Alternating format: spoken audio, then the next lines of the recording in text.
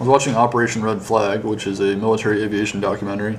Basically, they just pit the best flight crews in the world against each other, represent all the different nations, and then they fight and see who wins.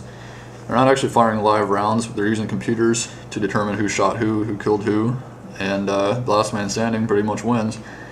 And it's basically just to improve each other, learn about different tactics and stuff for military aviation, dogfighting and stuff like that, and also to get some practice, in real life scenarios. So it's a great program. Put it in the description if you want to watch it. It's in high def and it's really great. But one of the funniest things I found watching it was how many flares they deployed. I thought it was absolutely ridiculous. It seems like every time they turn, they deploy a flare. And a flare is basically a countermeasure for infrared missiles, which are heat-seeking missiles. They basically track the exhaust from your engines and your engines themselves, and the missile will follow that and try to lock onto the heat signature. So they deploy flares, which are just burning pieces of metal, and they're supposed to be burning about the same temperature as your engines, or hotter even. And you leave those hanging out there, and you get out of there in your plane, and the missiles are supposed to go after the flares.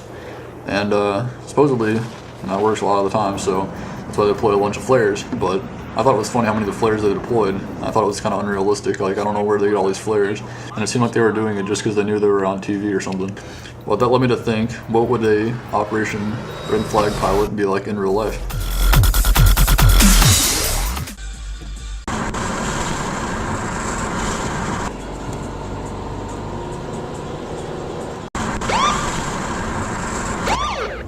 Ah, the cops. It's alright, I've got flares.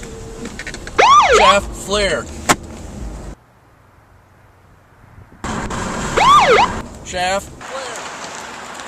Flare. Maneuvering.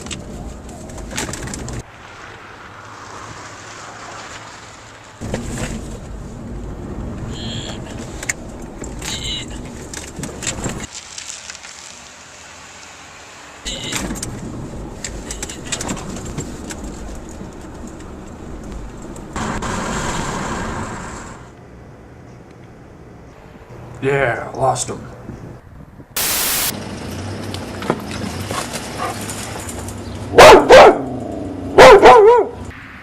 Holy crap, that's a big dog. I might have got shot.